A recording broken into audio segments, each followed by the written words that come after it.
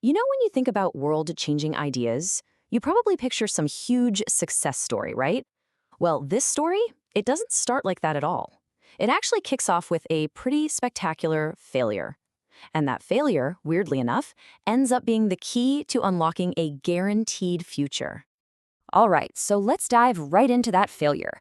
We're talking about a project that made one of the boldest claims you could possibly dream up.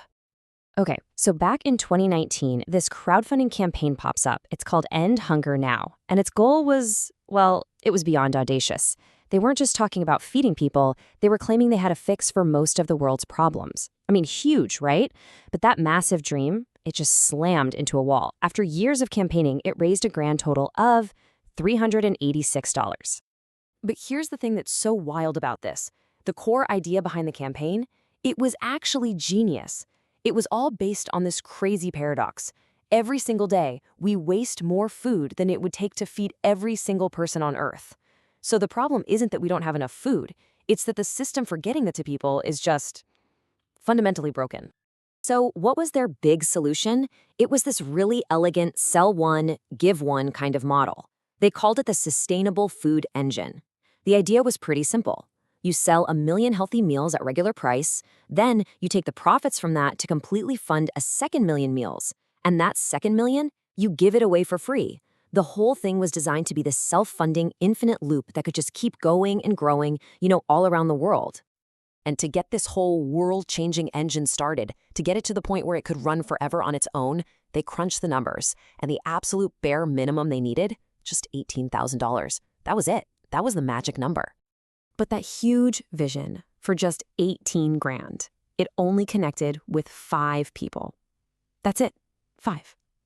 The entire $386 came from just 5 donors. One of them, who pitched in $10, even wrote, "Please help make this a reality. It takes such little commitment with so much to gain." Kind of heartbreaking, right? So that really leaves us scratching our heads, doesn't it? You've got this grand vision, a problem everyone agrees on, and a super detailed, logical plan. So why did it fail so epically?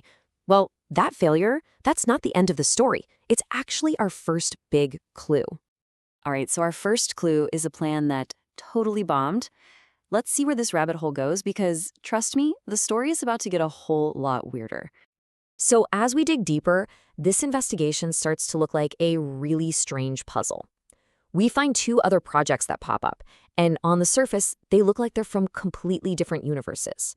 On one hand, you've got this huge global blueprint for building futuristic crypto communities. And on the other, a little local brownie fundraiser in Jerusalem. I mean, what? Yeah, at first glance, you'd think there's no way they're connected. But when you start to pull on the threads, the connections are just impossible to ignore. They share similar names like Plant Pure. They were both started in the exact same year as the Hunger Campaign.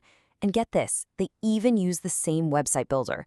Come on, those aren't just coincidences. Something else is going on here. So what in the world connects a failed plan to end hunger, a blueprint for futuristic cities, and a local brownie sale? Well, it turns out they're not separate projects at all. They're all different ways of expressing one single really powerful idea. And here's the core of that idea. It argues that our biggest problems, we're talking war, poverty, hunger, they're not actually caused by a lack of stuff. They're just symptoms of a mindset that's been wired into us for centuries, this scarcity mindset. It's this deep, often unconscious belief that there just isn't enough to go around, which, forces us to compete, to fight, to hoard. And the flip side of that coin, the counter-argument, is that we're basically just running on outdated survival software. We're stuck in this scarcity mode when we're actually living in what you could call an abundance reality. The philosophy says we already have the tech. We already have the resources to build a world where everyone thrives. The real problem isn't making more stuff. It's upgrading our collective mindset from scarcity to abundance. Okay, so if the real problem is a global mindset, how in the world do you even begin to fix that? The answer they came up with isn't some big abstract theory. Nope. It starts with something you can actually touch and feel. You start with something you can hold in your hand. The philosophy is, look, you can't really think about changing the world if you're worried about your own basic needs. So this whole path to peace, as they call it, begins with your own personal health. And this miracle bar, it's designed to be that tangible first step, a tool to solve that fundamental individual need for good nutrition. And from there, this blueprint just unfolds in this really logical way. It's designed to scale up, starting with one person's health and going all the way to building entire self-sufficient communities. So you start with personal health, right? And once that's sorted, it opens the door to caring for the land around you.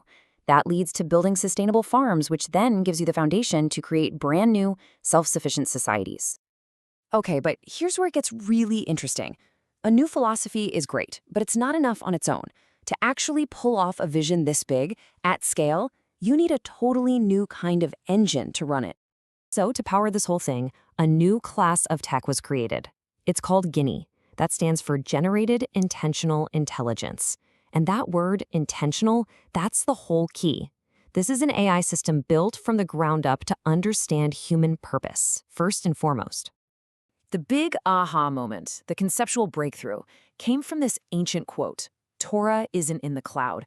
And what that means is that real human wisdom, the messy, irrational, emotional, contradictory stuff that makes us human, you can't just upload that to a server.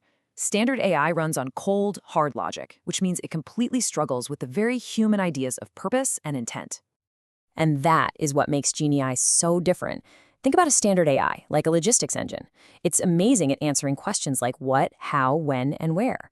But Genii is designed to be an intent engine. It completely flips that model on its head. It starts by asking the most important question first. Who? Who is this person? What's their core purpose? What drives them? Because if you understand the why before you get to the what, all the answers that follow are completely different. And this whole new system? It's guided by this core ethical framework that is just profoundly simple. Just 3 rules. 1, do no harm. 2, do good if you can. And 3, if you are ever unsure, just ask. Okay, so we've got a new philosophy and a new kind of AI. But how does all this abstract stuff connect back to the real world? Well, it all comes down to a very concrete and, honestly, pretty unbelievable guarantee. They call it the Ask Q challenge. Q stands for quantum intelligence. And check this out, here's how it works. You tell it your goal and you tell it your budget. The Genii system then gives you a step-by-step plan to get there. And here's the crazy part, the guarantee. You will achieve your goal within 3 years and you'll double your investment every single year. And if for some reason you don't, you get 100% of your money back. And that's not just a promise. It's secured by actual real-world assets like cash in the bank or real estate. Now, this whole idea of building new societies from scratch, it's actually happening in the real world, right? You've got these tech billionaires building their own private startup societies. But this project feels like a philosophical counterargument to that. Critics see that billionaire trend as this really insular, we're escaping kind of fantasy. This system, on the other hand, is designed to be a totally open platform for literally anyone. And it doesn't start with some grand exit from society. It starts with something as simple as a brownie or a nutrition bar. And that really brings us to a fundamental choice, especially now with technology moving at this insane speed. Are we going to lead with human wisdom? Are we going to put our values and our purpose first by always asking who before we do anything else? Or are we just going to hand the keys over to cold logic, optimize for what, and just, see what happens?